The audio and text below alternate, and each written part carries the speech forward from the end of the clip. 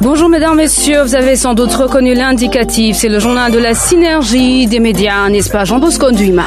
Merci Emeline, participe à cette synergie les radios Bonesha FM, RPA, Isanganiro, CCIB, FM+, Radio Culture et la radio-télévision Renaissance. Emeline, veux-tu planter le décor pour nos auditeurs? Avec plaisir Jean-Bosco, au menu un seul sujet, la candidature en 2015 du président Pierre Nkurunziza pour un autre mandat présidentiel, une candidature qui fait débat aujourd'hui au sein de l'opinion politique et au sein de la société civile.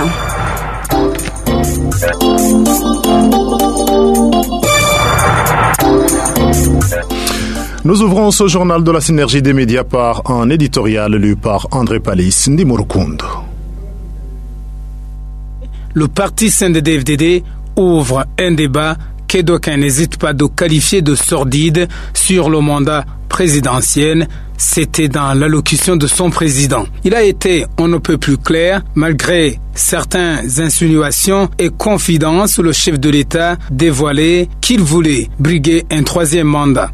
Il s'est exprimé à ce sujet dans le conseil des sages de son parti où il a intimidé les prétendants potentiels au trône présidentiel qui n'y avait qu'un seul parti, un seul chef d'État et un seul pays. Il menaçait encore et disait que des dossiers de corruption allaient être ouverts contre les vizirs qui voulaient être vizirs à la place du vizir.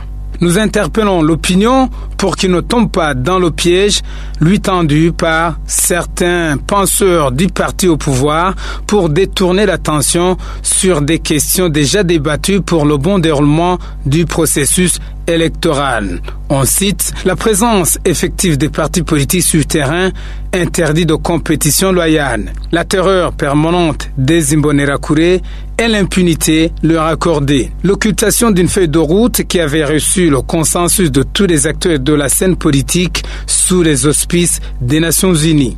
Là où le bas blesse, le mécanisme de suivi inclusif qui devrait rassurer les uns et les autres n'est pas encore fonctionnel. Tant qu'il n'existait pas, il y a ouverture d'une boîte de Pandore, prélude à tous les dangers. Le ministre de l'Intérieur, un bon joker du parti au pouvoir, va en profiter pour la proposition de projet de loi liberticide afin d'empêcher les partis de bien fonctionner et l'Assemblée nationale va s'engouffrer dans la brèche pour réviser la Constitution. Une loi fondamentale qui ne souffre d'aucune contestation pour stipuler qu'un troisième mandat ne peut être encore brigué par le chef de l'État. Le flou est entretenu pour confondre le mode d'élection et le mandat, afin justement de permettre la reconduction du chef de l'État à son poste. Cette démarche suicidaire ouvre la voie du désordre, institutionnalise une logique de confrontation avec risque d'une escalade de violence et du chaos qui ne profite à personne, surtout à nos leaders qui risquent d'être traînés devant la justice internationale pour l'avoir enclenché. Les exemples rwandais dans le passé et kenyans dans le passé présent devraient leur servir de leçon. L'autre conséquence, et non des moindres, reste le retour à la case départ, la voie donnée à tous les aventuriers désireux de récidiver la période hasardeuse des coups d'État, car si le troisième mandat venait à être brigué, il s'agirait d'un véritable putsch constitutionnel. Une tentative trop osée parce qu'elle hypothèque l'avenir du pays en général et celui de son parti, car les principes démocratiques seront torpillés en l'interne. Pourtant, les pays africains nous ont montré les bénéfices d'une alternance réussie et le président de la République serait bien inspiré de suivre le bon exemple de ses pairs burundais Pierre Buyoya et Domitien Daïzeye qui ont accompagné un bon père de famille la période de transition. D'autres chefs de l'État n'ont pas voulu s'éterniser au pouvoir. Le président de la République devrait choisir entre le bon grain et l'ivraie. Le bon grain s'appelle Jerry Rawlings, Nyerere Mandela, et l'ivraie se nommait Mugabe, Mobutu et Yadema, etc. Monsieur le Président, la balle se trouve dans votre camp. Bien, merci André Palis. Ndimurukundo, plusieurs motivations ont été à l'origine de fixer deux mandats présidentiels au Burundi. Lors des accords d'Arusha, il s'agissait notamment d'éviter les dérapages et surtout de s'inspirer de ce qui se passe ailleurs ou dans les véritables démocraties. Blaise Célestin du Hokubgayo pour les détails. Les politiciens burundais qui ont participé aux accords d'Arusha ont remarqué que nul n'est une île, comme disent les Français. Après l'effondrement de l'Union soviétique, il y a eu un mouvement de conférences nationales. C'était dans le but d'instaurer la démocratie et cette sorte de tempête a surtout soufflé sur l'Afrique noire au début des années 90. L'objectif ultime était d'installer un système d'alternance au pouvoir par la voie pacifique des urnes, puisqu'il y avait des présidents qui accédaient au pouvoir par coup d'État et qui voulaient y rester pendant leur vie. Les politiciens protagonistes burundais qui étaient à Arusha voulaient alors tourner définitivement cette page. Concernant la question d'un mandat de 5 ans, renouvelable une fois, n'est pas une spécificité pour le Burundi. D'après ces Burundais, c'est ce qui se fait ailleurs, dans tous les pays véritablement démocratiques. Jean-Baptiste Manouangari, un de ces politiciens, explique que le médiateur Mandela n'a pas voulu dépasser un seul mandat, quand bien même il avait toutes les possibilités. À Arusha, le médiateur, c'était Mandela. Mandela avait été le modèle en Afrique. Vous voyez, il avait les possibilités de rester longtemps au pouvoir, mais il a fait un seul mandat pour que précisément il donne le modèle d'alternance pour montrer en fait une bonne démocratie. Et l'Afrique du Sud est devenue depuis lors une espèce de modèle. Ce système de mandat de 5 ans renouvelable une seule fois, c'est devenu comme une coutume de la pratique démocratique dans bon nombre de pays africains et ailleurs. Concrètement, pour le Burundi, les régimes présidentiels Micombero et Bagaza ont inspiré ce qui était à Arusha. Frédéric Bamvugiumvira. Le Burundi, dans sa récente histoire, a vécu des républiques après la monarchie. Et il a été constaté qu'avec ces républiques, on ne pouvait pas aller au-delà de 10 ans. Le président Micombero a dirigé le Burundi pendant 10 ans parce que tout simplement il était fatigué. Les gens qui étaient avec lui ont vu et voyaient les signes de fatigue de ce président. Et il a été retiré de la circulation pour être remplacé par le président Bagaza. Le président Bagaza, trop jeune, trop actif, trop intelligent, a dirigé le Burundi pas au-delà de 11 ans, c'est-à-dire environ 10 ans. Et il a été aussi fatigué. Il manifestait des signes de la fatigue parce qu'à un moment donné, justement, il sous-estimait tout le monde. Il croyait le super puissant de la République et justement, les gens qu'il avait envoyés l'ont retiré de la circulation. Ainsi, pour éviter la fatigue des présidents au pouvoir qui commettent en fait des dérapages, 10 ans suffisent, d'après ces Burundais qui ont été à Arusha. Merci Blaise. Et d'après le porte-parole adjoint du président Pierre Nkurunziza, Willy Nyamitwe, la candidature du président Pierre Nkurunziza aux élections de 2015 proviendra du congrès du parti CNDD-FDD. Seul le parti CNDD-FDD peut désigner M. Pierre Nkurunziza ou quelqu'un d'autre comme candidat aux élections présidentielles prochaines. Tenez, je dois vous dire qu'il est encore tôt que je vous dise ce que je pense sur les déclarations des uns et des autres qui disent que c'est anticonstitutionnel, d'autres qui disent non, c'est constitutionnel.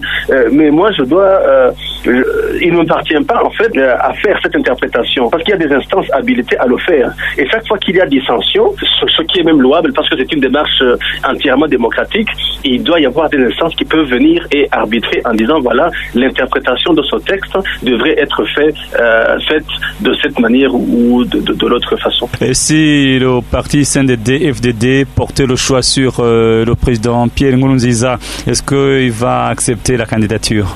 Vous savez que le CNDD-FDD, tout comme tout autre parti, a son mode de fonctionnement et des textes qui le régissent. Alors, je crois donc savoir que c'est par l'entremise d'un congrès du parti que les congressistes devraient décider si, oui ou non, le président actuel pourrait se représenter. Alors, tel que je connais le chef de l'État, il est au service du peuple. Si les Bagumyamanga le lui demandent, et si la loi n'est pas violée, eh bien, je ne pense pas qu'il puisse se dérober. Le parti CNDD-FDD, quant à lui, reconnaît seulement un seul mandat du président Pierre Nkurunziza. Onésime Nduwimana, porte-parole de ce parti, explique que le mandat, c'est quand le président de la République est élu au suffrage universel direct. Rien n'empêche au président Nkurunziza de se présenter en 2015 comme candidat présidentiel, sauf, a-t-il bien souligné, si la Cour constitutionnelle s'y oppose. Onésime Nduwimana est porte-parole du CNDD-FDD.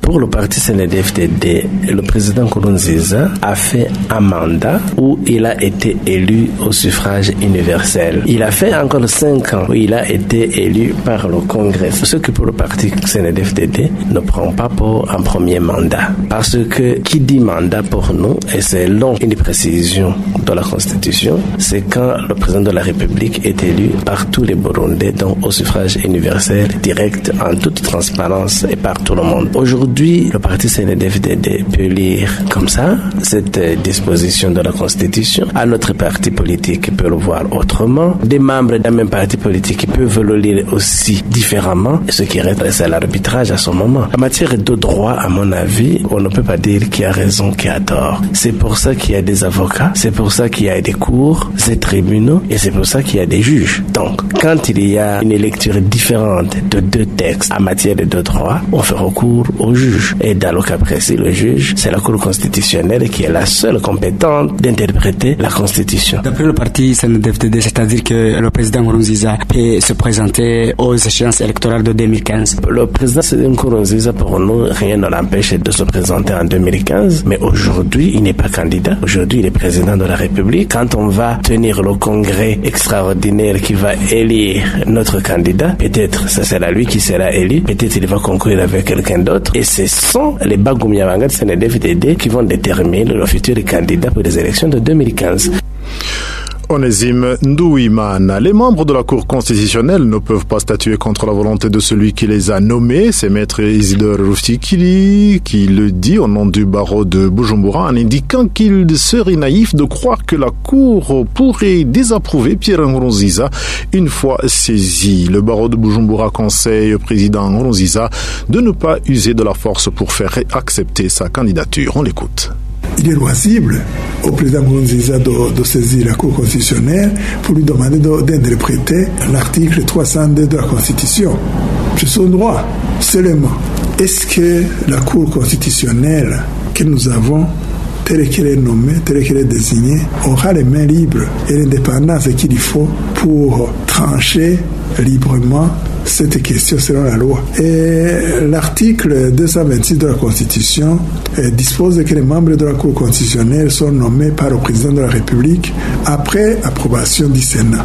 En réalité, quiconque est nommé parce que le président l'a voulu. Alors, il serait donc naïf de croire qu'une fois la Cour constitutionnelle approchée par le président de la République encore en fonction, pour donner une interprétation d'une disposition qui souhaiterait l'avantager, cette Cour constitutionnelle pourra difficilement dire non au souhait du président.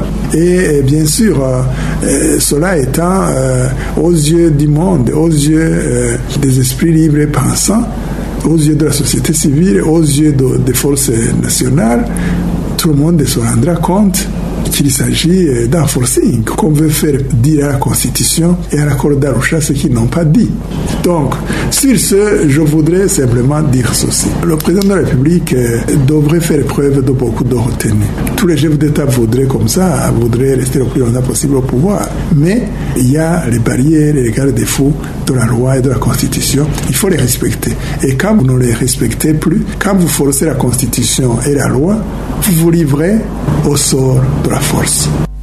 C'était Maître Isidore Rufikiri, bâtonnier près la cour d'appel de Bujumbura. La suite, c'est dans quelques poignées de secondes.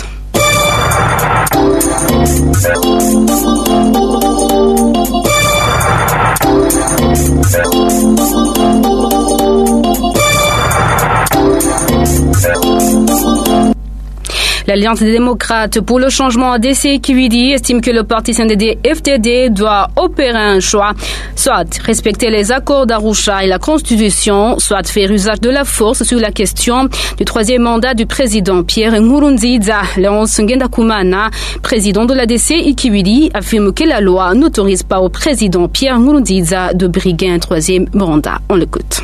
Ce qui reste maintenant, c'est d'opérer un choix, une option. Ou on se conforme au prescrits de l'accord d'Arusha, à la Constitution, ou alors on opte pour l'usage de la force, l'armée, la police, les invaders à coups de poing pour se maintenir au pouvoir. Voilà, le débat doit tourner autour de ça. Quelle voie comprend? Nous restons qu'un homme d'État doit s'inscrire dans la logique qui a toujours utilisé le Mushingandahe et le Mugabe, comme ils le disent eux-mêmes aujourd'hui. Le respect de la parole est donné, le respect des engagements. Voilà un parti responsable ce qu'il doit respecter. Alors, pourquoi opérer un débat alors que c'est très clair? L'article 7 de l'accord d'Arusha, protocole 2, stipule que le président de la République est élu au suffrage universel pour un mandat de 5 ans, renouvelable une fois, donc 2 mandats. Et l'accord d'Arusha précise que ne peut exercer plus de 2 mandats. Et l'article 103 de la Constitution est très clair en ce qui concerne les mandats, mais personne ne l'évoque. L'article 103 dit que le mandat du chef de l'État de la République du Burundi aujourd'hui commence par parce que le président prête serment. Et le président de la République, Pierre Nkurunziza, en 2005, j'en suis témoin, a prêté serment. Et le même mandat se termine quand le délai de ce mandat se termine, ça veut dire quand il y a un successeur. La Constitution de la République du Burundi, en son article 302, dispose exceptionnellement, dans le titre 15, qui parle des dispositions particulières pour la période de post-transition. Ce journal se poursuit, on revient sur Charles Nditije qui dit qu'au parti UPRONA, on reconnaît que Pierre Nkurunziza est à son 2e mandat, mais que le parti du héros de l'indépendance fait savoir que ses organes ne se sont pas encore penchés sur la question. Le président de l'UPRONA, à titre individuel, lui-même réticent quant à la légalité ou non d'une nouvelle candidature de l'actuel président de la République. Il renvoie les politiques divisés sur la question aux constitutionnalistes. Suivez Charles Nditije. Je voudrais dire d'abord qu'au niveau du parti UPRONA, les organes dirigeants du parti ne se sont pas encore penchés sur cette question parce que nous estimons que c'est peut-être prématuré. Donc ce que je veux dire n'engage que moi-même, n'engage pas les organes. Ce que de toute façon moi je recommande, et c'est probablement cela que les organes recommandent aussi, c'est que la Constitution soit respectée et dans toutes ces clauses, notamment c'est les relatives aux élections à quelque niveau que ce soit. Deuxièmement, moi je ne peux pas prendre une position par rapport aux présuppositions des uns et des autres. Le moment venu quand les candidatures vont se prononcer, que ce soit des indépendants ou des candidats envoyés par leur parti politique, et nous allons interroger la Constitution, les textes et les lois appropriées à la matière. Et dans pareil cas, s'il y a divergence de lecture de tel article et de tel autre, il y a des voies, c'est notamment interroger les spécialistes en droit constitutionnel, qu'ils soient étrangers, qu'ils soient nationaux, même la Cour constitutionnelle. C'est sur base de cela que nous pourrons prendre le moment venu une position claire par rapport à la candidature de tel ou de tel autre. Et au sein de l'UPRONA, quelle est votre compréhension? Pierre Nkurunziza a-t-il déjà été élu 2 fois ou 1 fois, comme l'ont dit certains? De toute façon, il y a 2 mandats, ça c'est clair. Donc pour moi ça fait pas l'ombre d'un doute. Il a été élu en 2015 et en 2005 en 2010. Donc le problème ne se situe pas à ce niveau-là. Les incompréhensions, à mon avis, se situent ailleurs. C'était Charles Nditije, président de l'UPRONA. Place maintenant réaction de la société civile. Le Forum pour le renforcement de la société civile Force estime que le chef de l'État n'a pas les prérogatives de se présenter à sa propre succession. Dans le cas contraire, il aurait violé la constitution burundaise. Suivez. Aujourd'hui, tout le monde sait que le président de la République du Burundi dirige le pays pour la 8e année, il entame la 9e année. Ce qui veut dire que depuis 2005, il est président de la République du Burundi avec tous les pouvoirs lui attribués par la Constitution et les accords d'Arusha. Les accords d'Arusha dont émane la Constitution de la République du Burundi prévoit que nul ne saurait diriger le pays plus de 2 mandats, ce qui veut dire qu'aucun Burundais ne saurait être à la tête d'un pays plus de 10 ans successifs. Alors maintenant, si le parti CNDD-FDD manipule de petites contradictions plutôt que des contradictions, des précisions qui étaient faites au niveau de la première tranche post-transition, maintenant nous constatons que cela est une fraude à la loi, c'est une façon de manipuler une situation juridique pour en tirer un profit quelconque. Mais cette initiative, cette tentative est vaine du moment que tout le monde sait qu'aujourd'hui on peut amender la Constitution, mais on ne touche pas, on ne révise pas, on n'amende pas les accords d'Arusha qui disent que tout chef d'État burundais ne doit pas dépasser 2 mandats à la tête du pays. Si le chef de l'État ainsi que son parti décidaient de se représenter pour la 3e fois à la tête du pays, cela voudrait dire que le chef d'État burundais aurait fait le choix de violer la Constitution, de dire au revoir à tous les principes démocratiques contenus dans la Constitution et dans les accords d'Arusha pour la paix et la réconciliation, de dire au revoir à la volonté du peuple qui est souverain suprême, qui est l'auteur même de la Constitution, qui indique qu'aucun Burundais ne saurait diriger le pays plus de 2 mandats. Et la plateforme intégrale de la société civile burundaise PISC Burundi ne voit aucun inconvénient si le président actuel Pierre Nkurunziza brigue un 3e mandat. C'est du moins ce que fait entendre Ngurukiimana Samuel. Il est vice-président de PISC Burundi. Au niveau de PISC Burundi, si le président de la République actuelle se prononce ou s'il est déclaré par son parti qu'il doit se présenter, qu'il est candidat, nous voyons qu'il n'y aura pas aucun problème, il n'y aura pas aucune violation de la loi, parce que si on essaie de lire la Constitution et l'accord d'Arusha, on voit qu'il a le pouvoir, il a donc le droit de se faire élire encore. Mais si on tient compte aussi de la Constitution, donc on voit que la Constitution ne cause aucun problème, parce que le président, le même président, c'est lui qui a le pouvoir, c'est lui qui a les prérogatives de faire l'initiative de la révision de la Constitution. C'est-à-dire qu'il a le droit de changer aussi la Constitution aujourd'hui ou demain. Il permettra de se faire élire pour les élections de 2015. Même aujourd'hui, s'il est présenté par son parti comme candidat, je ne vois pas des objections qu'il soit élu comme un président. On ne peut pas dire qu'il doit changer la Constitution, parce que moi, je ne vais pas me mettre dans la place de mandater ou de déléguer ou de mettre des suggestions.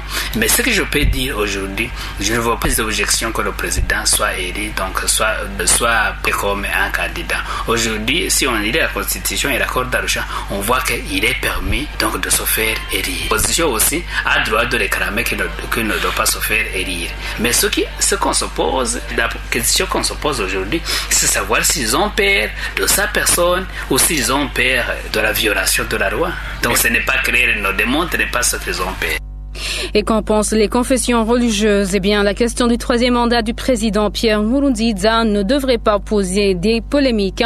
La constitution du Burundi et les accords d'Arusha sont bien clairs. Déclaration de l'archevêque de l'église anglicane du Burundi, Bernard Nautuli, précise que les accords d'Arusha constituent les bases de relations qu'on a tracées pour que les Burundais puissent vivre en paix ensemble. La première chose, c'est que c'est très étonnant que les accords d'Arusha sont mentionnés et soulevés quand il y a des problèmes, comme des problèmes d'aujourd'hui. Ces accords sont des bases et des relations qu'on a tracées pour que les Burundais puissent vivre en paix ensemble. En ce qui concerne les élections, personnellement, je crois qu'il y a un petit désaccord entre les accords d'Arusha et la Constitution. Bien que je ne sois pas juriste, je sais lire. La Constitution stipule que le président de la République, ce n'est pas seulement le président Nkurunziza, mais le président de la République sera élu à suffrage universel pour 2 mandats. Et c'est très clair, à suffrage universel. Mais les accords d'Arusha mentionnent que le président de la République sera élu pour 2 mandats. La méthodologie, la méthode d'élire ce président ne sont pas bien stipulées dans les accords d'Arusha. Ma question, c'est que cette question puisse être soumise à la Cour constitutionnelle, c'est ça leur responsabilité, pour qu'ils puissent déterminer effectivement quels sont l'esprit et de la Constitution et des accords d'Arusha. Mais ma dernière commentaire sur ce point, nous lançons un appel pressant à nos politiciens, à nos leaders de demain, de ne pas encore une fois créer un climat qui va soulever et des violences et des conflits entre la population. À ce que je sache, s'il y a une décision de la Cour constitutionnelle, l'actuel leadership du Burundi va se fier à cette conclusion. C'était Bernard Naoturi, l'archevêque de l'église anglicane, au micro de Hermès Nivandetse. La communauté islamique du Burundi, la Komibu, est divisée sur la question. L'instance reconnue par le gouvernement trouve normal que le président Nkurunziza brigue un troisième mandat. Suivez à ce propos Sadiki Kajandi. Au sein de la communauté islamique, la Komibu, ce n'est pas une question de mandat qui importe. Nous sommes plutôt intéressés par l'importance attachée au bien-être de la population et la façon dont elle est dirigée. Si le pays est bien géré et tranquille, cela est un impératif pour nous. Au moment où le peuple se sent satisfait, c'est ça l'essentiel qui démontre que la population se sent heureuse. En ce qui est du mandat, nous n'avons pas beaucoup à dire. Sadiki Kajandi, l'autre aile de la Komibu, trouve que les acteurs politiques burundais doivent veiller scrupuleusement au respect des accords d'Arusha et de la Constitution de la République du Burundi. Suivez Haruna Hondoika.